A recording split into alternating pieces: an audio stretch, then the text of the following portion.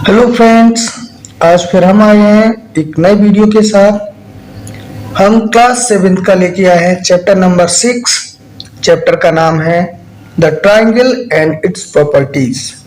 इसका आज हम इंट्रोडक्शन पार्ट पढ़ेंगे, इसके बाद फिर इसकी एक्सरसाइज को सॉल्व करेंगे। अभी तक हम चैप्टर 1 से लेके चैप्टर 5 तक पूरा सॉल्व कर चुके हैं। अब चलते हैं चैप्टर 6 पर। तो स्टार्ट करते हैं इसको। इंट्रोडक्शन पार्ट आज इसका हम पढ़ेंगे। तो सबसे पहले जानते हैं ट्रायंगल क्या होता है। A triangle is a simple close curve made of 3 line segment.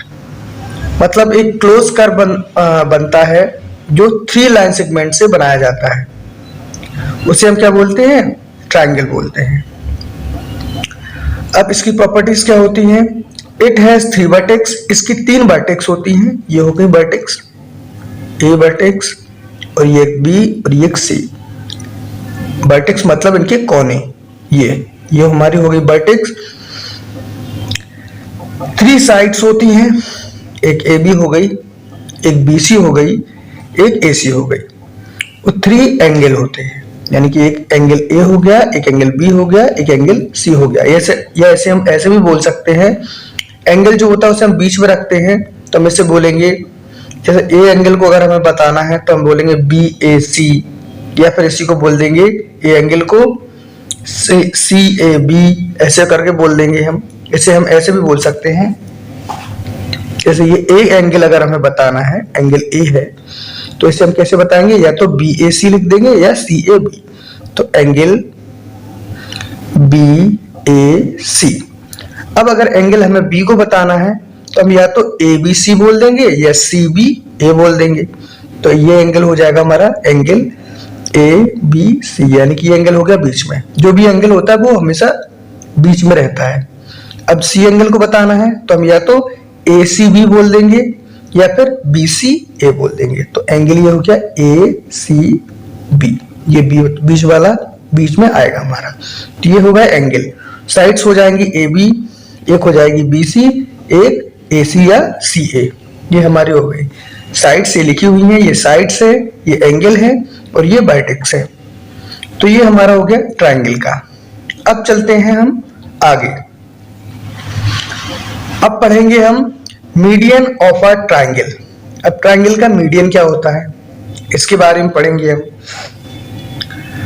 A median connect a vertex. जो मीडियन होता है वो वर्टेक्स से कनेक्ट होता है। हमने मान लिया ये हमारा ए बी सी एक ट्रायंगल है और ए डी इसका ये मीडियन दिया हुआ है। हमने मान लिया ये ए बी है, वर्टेक्स बी बी है, सी बी है, तो हमने यहां से कनेक्ट कर दिया। तो a median connect a vertex, ये वर्टेक्स से कनेक्ट हो गया, of a triangle to the mid point of the opposite. Opposite में जो साइड होगी उसके मिड पॉइंट पे होगा। मिड पॉइंट का मतलब क्या होगा? जो ये BC होगी, BC जो लेंथ है, ये जो BC होगी इसकी लेंथ की ये बीच में होगा। यानी कि हमारा जो BD पार्ट होगा और जो DC होगा वो दोनों इक्वल होंगे। यानी कि ये वाला इतना पोर्शन और इतना पोर्शन ये इक्वल होगा, यानी कि BD is equal to DC। यहाँ पे लिखा भी है हमने पहले से ही, BD is equal to DC होगा। तो यहाँ पे मिड पॉइंट पे जब वर्टेक्स से, ट्रायंगल के किसी वर्टेक्स से मिड पॉइंट पर हम एक लाइन खींचते हैं और ये मिड पॉइंट पर आती है, तो इसे हम क्या बोलते हैं? मीडियन बोलते हैं। अब जैसे हमें ये भी एक वर्टेक्स है, ये भी एक वर्टेक्स है यहाँ पे। अब इसका मीडियन बनाना है तो हम ऐसा बना देंगे, यानी कि ये होगा इसका मीडियन हो जाएगा। हमने इसे पॉइंट ई दे दिया, यानी कि यहां से अब क्या हो जाएगा? जो ए है वो ईसी, ए और ईसी इक्वल हो जाएगी। अब एक यहां से भी सी वर्टेक्स ये है, तीनों वर्टेक्स से हम मीडियन बना सकते हैं। सी वर्टेक्स से ऐसा बनाएंगे, इस वर्टेक्स से ले जाएंगे और ऐसा बना देंगे। यहां हमने मान लिया एफ, तो इसका मतलब ये है जो ए एफ है वो एफ वी के बराबर है। तो मीडियन का मतलब समझ में आ गया होगा। A median connect a vertex of a triangle to the mid point of the opposite. मतलब अपोजिट के मिड पॉइंट पे होता है, उसे मीडियन बोलते हैं। अब अगला पढ़ते हैं हम किसके बारे में? एल्टीट्यूड के बारे में। अगला आता है altitude.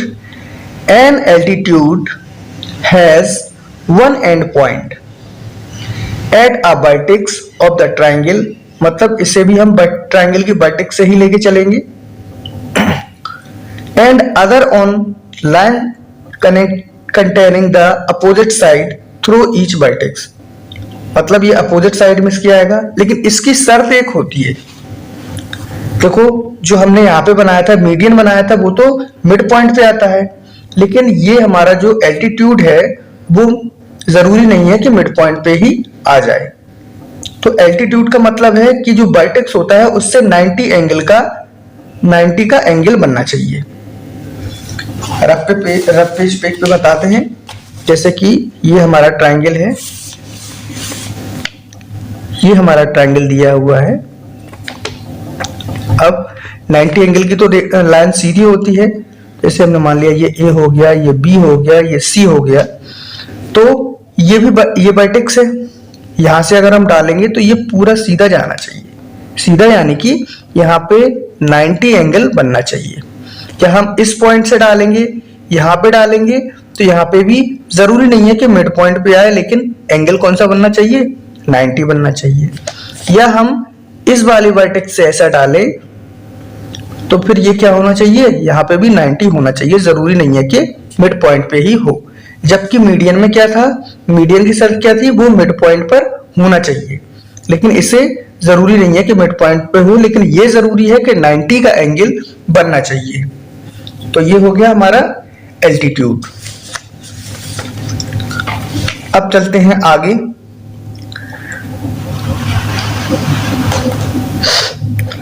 Exterior angle of a triangle, property भी इसकी है साथ में, तो बताएंगे। ये देखो जैसे हमारा ये ट्राइंगल बना है, तो जो अंदर के एंगल होते हैं वो तो इंटीरियर होते हैं, जैसे ये एंगल हो गया, ये एंगल हो गया, ये एंगल हो गया, ये तो इंटीरियर हो गया। ये क्या होता है, एक्सटीरियर एंगल होता है। और हमें पता है ये वाला एक्सटीरियर एंगल और ये वाला इंटीरियर एंगल, इन दोनों को हम ऐड करेंगे तो क्या हो जाएगा 180, जो हम 5th चैप्टर में पढ़ चुके हैं। तो देखते हैं एक्सटीरियर एंगल की प्रॉपर्टी को पढ़ते हैं क्या है। N exterior angle of a triangle is equal to the sum of its interior opposite angle। अब देखो सबसे पहले तो अब यहाँ पे एक बात आई है, इंटीरियर अपोजिट एंगल। तो इंटीरियर अपोजिट एंगल क्या होते हैं, देखो जैसे हमने मान लिया ये हमारा एक्सटीरियर एंगल है, तो एक्सटीरियर एंगल के साथ में इंटीरियर एंगल कौन सा हो गया, ये हो गया, और इसके सामने वाले दोनों एंगल होंगे वो इंटीरियर अपोजिट एंगल कहलाएंगे, यानी कि ये हुआ और ये हुआ, इसके सामने ये हमारा कौन सा है, बाहर वाला एंगल है, एक्सटीरियर एंगल है, तो ये इसके साथ वाला ये इंटीरियर एंगल हो गया। तो इसके अपोजिट में ये दोनों एंगल हैं, तो ये दोनों एंगल कहलाएंगे इंटीरियर अपोजिट एंगल। इसके ये इंटीरियर एंगल अपोजिट है, या इसके जो हमारा एक्सटीरियर एंगल बनना है इसके ये इंटीरियर अपोजिट एंगल है। अब ये कह रहा है कि an exterior angle of a triangle is equal to the sum of its interior opposite angle, इन दोनों के ये सम के बराबर होगा, यानी कि ये जो होगा एक्सटीरियर एंगल इन दोनों के सम के बराबर होगा। अब देखो जैसे हम ये लेते हैं, हमने ये एक ट्राइंगल ले लिया,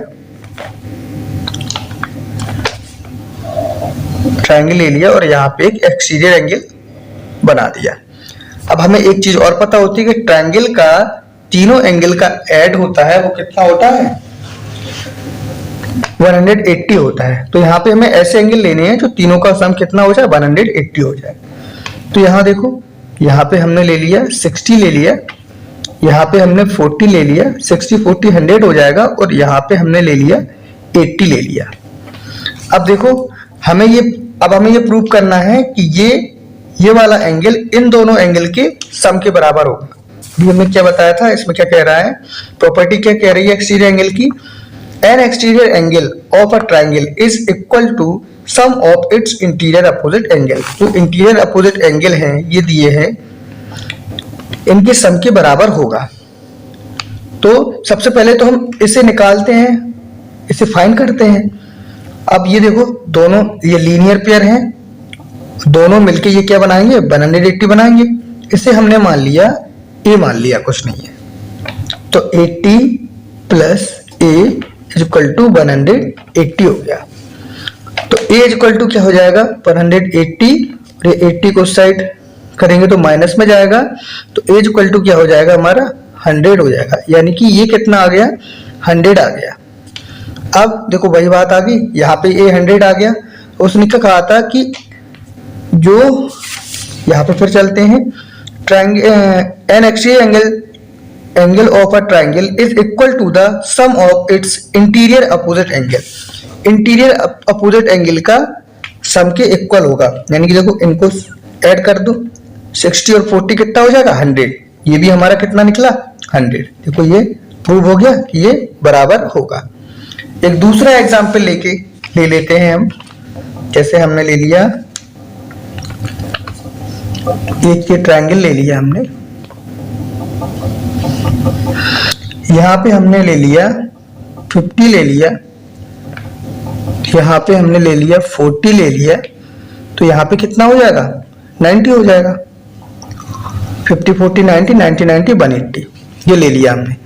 अब यहाँ पे जो आएगा इन दोनों का सम आएगा। तब देखो हमें ये भी पता है, ये वाला हमने मान लिया ए मान लिया, तो इंटीरियर एंगल है दोनों ये 180 के इक्वल होंगी, 180 का एंगल बनना है ये। तो 90 plus A is equal to 180। तो ए इज इक्वल टू क्या हो जाएगा 180, और 90 को साइड करेंगे तो माइनस का 90, तो हमारा क्या हो जाएगा ए इज इक्वल टू 90 एंगल निकलेगा। तो ये हमारा क्या निकल आया 90 डिग्री निकला हमारा। अब देखो उसमें क्या कहा था कि अपोजिट इंटीरियर एंगल के सम के बराबर होगा जो एक्सटीरियर एंगल होगा। एक्सटीरियर एंगल हमारा कितना है, केवल इतना है कि हमें कितना दिया है 90। अब यहाँ पे देख लेंगे क्या इसके बराबर है, 40 50 क्या होता है 90, 90 इक्वल टू 90। तो हम ये अब जान चुके हैं कि जो हमारा एक्सटीरियर एंगल होता है वो अपोजिट इंटीरियर एंगल के सम के बराबर होता है। ये भी हम जान गए। अब हम चलते हैं अगले पार्ट पर इसके। अब नेक्स्ट है angle sum property of a triangle. तब एंगल सम प्रॉपर्टी क्या होती है ट्रायंगल की, तो इसे पढ़ते हैं। The sum of the measure of the 3 angle of a triangle is 180। यानी कि ट्रायंगल के तीनों एंगल का ऐड क्या होगा 180 हो गया। ये एंगल मान लिया हमने, ये ट्रायंगल है, ये एंगल और ये एंगल, तीनों एंगल को अगर हम ऐड करें तो वो कितना आ जाएगा 180 आ जाएगा। ये हमारी है angle sum property of a triangle. ये आना बहुत जरूरी है क्योंकि ये मोस्टली हर जगह पे, मतलब जब ट्रायंगल से रिलेटेड क्वेश्चन आते हैं तो कई जगहों पर यूज की जाती है ये। अब हम आगे चलते हैं, आगे चलेंगे। आगे हमारा टॉपिक है स्केलेन ट्रायंगल। अब हम जानेंगे स्केलेन ट्रायंगल क्या होता है। A triangle in which all the 3 sides are different length is called scalene triangle। मतलब जिस ट्रायंगल के तीनों साइड इक्वल हो, अलग अलग हो, यानी कि ये हमें एक साइड दी है AB, ये BC, ये AC दी है, और तीनों साइड अगर इसके अलग अलग हैं तो हमारा ये क्या हो जाएगा स्केलेन ट्रायंगल हो जाएगा। यानी कि हमें इनकी लेंथ अलग अलग होनी चाहिए, AB अलग हो, BC अलग हो, इनका मेजरमेंट अलग अलग होना चाहिए। इसलिए हमने यहाँ लिखा भी है AB does not equal to BC does not equal to CA। मतलब कोई भी लाइन बराबर नहीं होनी चाहिए, ये तीनों अलग अलग होनी चाहिए। तो ये हो गया हमारा स्केलेन ट्रायंगल। अब आगे टॉपिक है हमारा इक्विलैटरल ट्रायंगल। मतलब इक्विलैटरल ट्रायंगल क्या होता है, a triangle in which all the 3 sides are equal. मतलब वो ट्रायंगल जिसकी सभी साइड्स क्या हो इक्वल हो, length is called N equilateral triangle. उसे हम क्या बोलते हैं इक्विलैटरल ट्रायंगल भी बोलते हैं। ये हमें दिया है, जैसे हमने यहाँ पे दिखाया भी है, AB is equal to BC is equal to CA। मतलब AB BC CA जो ये दी होंगी, ये तीनों क्या होंगी हमारी लेंथ इक्वल होंगी सभी की, AB की, BC की और AC की, या ऐसे CA बोल रहे, इनकी तीनों की लेंथ इक्वल होगी। All angles are equal 60। इसमें एक पॉइंट और दिया है, ऑल एंगल्स आर इक्वल 60। सभी एंगल क्या होंगे इक्वल होंगे, और वो किसके बराबर होंगे 60 के होंगे। इसे हमारा इक्विलैटरल ट्रायंगल है। मान लिया ये हमने इक्विलैटरल ट्रायंगल बनाया, A बी सी, और अगर इसकी सभी साइड इक्वल है, हमने मान लिया 6 ये है, 6 ये है, 6 ये है, तीनों साइड इक्वल हैं, तो हमारी ये एंगल भी इक्वल होंगे, ये भी होगा, ये भी होगा, और ये तीनों इक्वल होंगे। अब हमें पता है कि इक्वल होंगे, तो एंगल 60 कैसे आ गया, 60 तीनों को कैसे हो गए, तो हमें पता है कि एक एंगल कितने का होता है, 1 एंगल होता है, सॉरी तीनों एंगल का ऐड कितना होता है, 180 होता है, और एंगल कितने होते हैं 3, तो 3 से डिवाइड कर देंगे तो कितना आ जाएगा 60, यानी कि ये एंगल 60 का हो जाएगा, ये भी एंगल 60 का हो जाएगा, और ये भी एंगल 60 का हो जाएगा। तो इससे हमें पता ये चला कि जो हमारा इक्विलैटरल ट्रायंगल होता है उसके एंगल तीनों इक्वल होते हैं, और तीनों का जो मेजरमेंट होता है एंगल का वो क्या होगा, 60 60 60 होगा, यानी कि ये हमारा 60 डिग्री का होगा, ये हमारा 60 डिग्री का होगा, तो ये भी हमारा 60 डिग्री का होगा, और हमारी सभी साइड इक्वल होंगी, यानी कि ए बी, बी सी और ए सी तीनों इक्वल होंगी। ये हो गया हमारा इक्विलैटरल ट्रायंगल। अब आगे चलते हैं हम आगे वाले टॉपिक पर। आगे है आइसोसेलेस ट्रायंगल। अब आइसोसेलेस ट्रायंगल क्या होता है, a triangle in which two sides are equal length is called an isosceles triangle. जब किसी ट्रायंगल की दो साइड इक्वल हो, दो कोई भी साइड इक्वल हो, दो साइड इक्वल हो, तो क्या हो जाता है, आइसोसेलेस ट्रायंगल हो जाता है। जैसे हमने यहाँ पे दिखाया है, जो ए बी है वो साइड ए सी के इक्वल है, जो ए बी है वो ए सी के इक्वल है। अब इसके दो पॉइंट हैं, two sides have same length, दो साइड होंगे उस सेम लेंथ की होंगी, बेस एंगल आर इक्वल, और जो बेस एंगल होंगे वो इक्वल होंगे। जैसे हमने ये एक ट्रायंगल लिया है, यहाँ पे ये है ए, ये है बी, ये है सी। हमने मान लिया ये 6 सेंटीमीटर का है इसका मेजरमेंट, तो इसका भी कितना होना चाहिए, 6 सेंटीमीटर का। अगर ये दोनों इक्वल है, जरूरी नहीं है कि ये दोनों हो, ये दोनों भी हो सकती हैं। तो ये हमारा ये इक्वल हो गया 6 सेंटीमीटर, इसे हमने मान लिया ये हमारा क्या हो गया, 7 सेंटीमीटर हो गया। तो क्या होगा, जब दो साइड्स इक्वल है, तो जहां पे वो दो साइड्स का बाइटेक्स होगा उसके अपोजिट जो एंगल होंगे, यानी कि जो बेस एंगल होंगे, जो बेस एंगल होंगे वो क्या होंगे, इक्वल होंगे। यानी कि बेस एंगल, जब ये 6 सेंटीमीटर की लाइन है, एक ये 6 सेंटीमीटर की हमने लाइन ली, ये दो ले ली, तो इसके बेस एंगल कौन से होंगे, ये वाला होगा, ये वाला होगा। तो ये बेस एंगल भी क्या होंगे, इक्वल होंगे। यानी कि अगर ये x है तो ये भी x होगा। तो हमने देखा, अगर यहाँ पे देखा हमने तीन साइड इक्वल हैं तो तीनों एंगल इक्वल हो गए, अगर दो साइड इक्वल हैं तो दो बेस एंगल इसके इक्वल होंगे। तब इसको छोड़ के ये दो एंगल क्या होंगे, इक्वल होंगे। तो हमने देखा आइसोसेलेस ट्रायंगल भी देखा, एक बार और देखते हैं। A triangle in which two sides are equal, जिस ट्रायंगल की दो साइड इक्वल हो लेंथ में, is called an isosceles triangle, उसे आइसोसेलेस ट्रायंगल बोलते हैं। इसकी दो पॉइंट्स हैं, two sides have same length, दो साइड इसकी सेम लेंथ की होंगी, और बेस एंगल आर इक्वल, यानी कि बेस एंगल ये हैं तो ये हमारे क्या होंगे, इक्वल होंगे। अगर ये x है तो ये भी x होगा, जो भी है। अगर यहाँ पे 60 है तो ये भी 60 होगा, ये 70 है तो ये भी 70 होगा, कि दोनों क्या हो जाएंगे, इक्वल हो जाएंगे। अब चलते हैं हम आगे। अगला टॉपिक है हमारा sum of the length of two sides of a triangle, मतलब ट्रायंगल की दो साइड का सम। तो पढ़ते हैं इसे। The sum of the length of any two sides of a triangle, मतलब किसी भी ट्रायंगल की किन्हीं दो साइड का sum is greater than the length of the third side, बड़ा होगा तीसरी साइड से। यानी कि वो कह रहा है कि अगर दो साइड को लें और उनका सम कर दें तो उनका सम होगा वो तीसरी साइड से बड़ा होगा। ये हमने लिया, देखो ये भी लिया, बी सी हमने ये ले लिया ट्रायंगल, ये ए है, ये बी है, ये सी है। तो अगर हमने ए बी और बी सी को जोड़ा, यानी कि मान लो ये ए बी लेंथ है, ये बी सी लेंथ है, इनको जोड़ा तो इन दोनों का जो ऐड होगा वो ए सी से कैसा आएगा, बड़ा आएगा। ये हमने लिखा भी है A B plus B C, यहाँ पे ग्रेटर देन का साइन लगा दिया, ए सी हो गया। अब ये है, जैसे हमने, जरूरी नहीं है कि यही साइड हो, जैसे हमने मान लिया हमने बी सी और सी ए ले लिया, हमने बी सी और सी ए ले लिया। अगर इन दोनों को ले लिया तो इन दोनों का जो प्लस होगा वो किससे, ए बी से होगा, ए बी से बड़ा होगा। तो BC प्लस CA ये किससे बड़ा हो जाएगा, AB से बड़ा हो जाएगा। ऐसे अगर हम यहां से ले लें तो CA प्लस AB BC से बड़ा हो जाएगा। जैसे हम ये ले लें ट्रायंगल, हमने एक ट्रायंगल लिया, यहां हमने ले लिया 3 सेंटीमीटर, 4 सेंटीमीटर और 6 सेंटीमीटर ले लिया। तो अब देखो किसी भी दो साइड को ऐड कर लो, हमने जोड़ लिया 4 और 3 को जोड़ लो, मान लो इस साइड को जोड़ लिया और इस साइड को जोड़ लिया, तो 3 4 कितना हो गया, 7 हो गया। दो साइड को जोड़ा, अगली क्या है 6 सेंटीमीटर है, यानी कि जो 7 हुआ वो किससे, 7 बड़ा है 6 से। अब हम ऐसे करके देख लें, 4 और 6, 4 और 6 क्या हो जाएगा, 10 हो जाएगा। अब हमारी थर्ड साइड ये बची, ये भी बड़ा हो जाएगा। अब हम 6 3 ले लें, 6 3 क्या हो जाएगा हमारा, 9 हो जाएगा। 9 भी थर्ड साइड ये 4 दी है, इससे बड़ा होगा।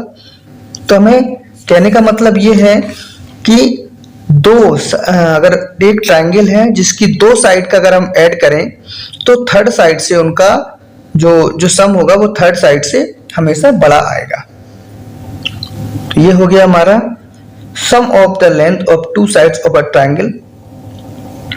अब चलते हैं हम इसके लास्ट टॉपिक पर। लास्ट टॉपिक हमें दिया है right angle triangle and Pythagoras properties. देखो अब सबसे पहले यहाँ पाइथागोरस का नाम आया तो पाइथागोरस जान लेते हैं। पाइथागोरस कौन थे, क्यों इसका नाम पाइथागोरस पड़ा। तो Pythagoras a Greek philosopher, Pythagoras क्या थे, एक ग्रीक फिलोसोफर थे, एक व्यक्ति का नाम है पाइथागोरस, उन्हीं के नाम पर ये जो थ्योरम है वो रखी गई है। तो पाइथागोरस अ ग्रीक फिलोसोफर, एक पाइथागोरस एक ग्रीक फिलोसोफर थे, ग्रीक के फिलोसोफर थे of 6th century, 6th century में थे ये, BC में। Is said to have BC, हाँ BC का यहाँ पे मतलब समझा दें आपको। BC जैसे जनरली हम बोलते हैं BC और AD बोलते हैं, तो हमारा क्या हो जाएगा, ये BC हो जाएगा। जो BC है वो क्या होता है, बिफोर क्रिस्ट, इसका मतलब होता है बिफोर क्रिस्ट, यानी कि ईसा मसीह के जन्म के पहले का समय। तो यहाँ पे हम बता रहे थे आपको BC के बारे में। तो BC है बिफोर क्रिस्ट, यानी कि ईसा मसीह के जन्म के पहले का समय। जैसे जब AD आता है वो ईसा मसीह के जन्म के बाद का समय, तो उसे AD बोल देते हैं। तो ये क्या थे, एक ग्रीक फिलोसोफर थे, किस टाइम के थे, 6th सेंचुरी, 6वीं सेंचुरी BC के टाइम के थे। Is said to have found a very important a useful property, इन्होंने फाउंड की, खोजी एक बहुत ही ज्यादा useful property of right angle triangle. Right angle triangle, right angle triangle किसे बोलते हैं, जिसका एक एंगल क्या हो 90 का दिया हो, वो राइट एंगल ट्रायंगल बोलते हैं उसको। तो उन्होंने एक पाइथागोरस थ्योरम बनाई। तो देखते हैं वो थ्योरम क्या थी। जैसे मान लिया ये हमारा ABC एक ट्रायंगल है, तो ये हमारा B पे हमने मान लिया 90 एंगल है, वैसे कहीं पे भी बना सकते हैं। तो B पे हमारा मान लिया 90 एंगल है, तो 90 एंगल के जस्ट सामने वाली जो साइड होगी उसे हम क्या बोलेंगे, हाइपोटेनस बोलेंगे। हाइपोटेनस, या इसी को हिंदी में बोलते हैं हम कर्ण। अब हमारी क्या बचती है, दो साइड बचती हैं। तो एक हमारी होती है परपेंडिकुलर, यानी कि परपेंडिकुलर को हम हिंदी में बोलते हैं लंब। तो एक होती है बेस, और जिसको हम बोलते हैं आधार। तो इसे देखते हैं हम। तो क्या होता है कि इसका हाइपोटेनियस का स्क्वायर परपेंडिकुलर का और बेस के स्क्वायर के सम के बराबर होता है, यानी कि AC square is equal to होता है AB square plus BC square. यही थी पाइथागोरस थ्योरम, पाइथागोरस प्रमेय। तो अब एक चीज और हम यहाँ पे सोचते हैं कि क्या यही हमारा परपेंडिकुलर होगा और यही हमारा बेस होगा, तो ऐसा नहीं है। हाइपोटेनियस तो हमारी फिक्स होती है, जो जहां पे 90 एंगल बनेगा उसके सामने वाली जो साइड होगी वो हाइपोटेनियस होगी, यानी कि कर्ण होगी। और हम जो परपेंडिकुलर और बेस है, हम अगर इसे अगर परपेंडिकुलर मान लेंगे तो ये हमारा बेस हो जाएगा। किसी को भी हम जो हमारी दो साइड्स बचती हैं, उसकी जो दो लेग्स बचती हैं, तो उनमें से हम किसी को भी परपेंडिकुलर मान सकते हैं और किसी को भी बेस मान सकते हैं। तो ये हमने पढ़ ली राइट एंगल की थ्योरम। अब जैसे राइट एंगल से ध्यान आ गया, एक होता है एक्यूट एंगल ट्रायंगल, एक होता है ऑब्ट्यूस एंगल ट्रायंगल, एक होता है राइट एंगल ट्रायंगल। तो इनके बारे में भी हम जान लेते हैं, केवल सुनेंगे हम। एक्यूट एंगल ट्रायंगल में क्या होता है कि एक एंगल एक्यूट होता है कोई एक, और ऑब्ट्यूस एंगल ट्रायंगल में एक एंगल हमारा क्या होता है, ऑब्ट्यूस होता है, यानी 90 प्लस होता है, 90 से बड़ा और 180 से छोटा होगा। और राइट एंगल ट्रायंगल में एक एंगल हमारा क्या होगा, 90 होगा, जैसे कि यहाँ पे दिया है। तो आज का जो चैप्टर था वो हम क्या कर चुके हैं, फिनिश। इसके बाद हम अब पढ़ेंगे एक्सरसाइज 6.1 पढ़ेंगे। तो हम क्लास 7 का chapter 6 triangle and its properties का इंट्रोडक्शन पार्ट था जो, वो हम पूरा फिनिश कर चुके हैं। उसमें हमने ट्रायंगल के बारे में पढ़ा, ट्रायंगल की प्रॉपर्टीज के बारे में पढ़ा, मीडियन के बारे में पढ़ा, एल्टीट्यूड के बारे में पढ़ा, एक्सटीरियर एंगल इंटीरियर एंगल के बारे में पढ़ा, एंगल सम प्रॉपर्टी को पढ़ा, और हमने पाइथागोरस थ्योरम को पढ़ा। ये हमारा पूरा हो गया, क्या इंट्रोडक्शन हो गया है, इनको हम पढ़ चुके हैं। अब आगे हम देखेंगे एक्सरसाइज 6.1, 6.2, 6.3, इनको एक एक करके सभी को सॉल्व करेंगे। तो आशा करते हैं कि आज का जो हमारा इंट्रोडक्शन वाला पार्ट था वो आपको अच्छे से समझ में आया है, और अगर समझ में आया हो तो लाइक करें, कमेंट करें और सब्सक्राइब जरूर करें, और प्लीज वीडियो को अगर देखा करें तो लाइक जरूर कर दिया करें। Thank you, have a good day.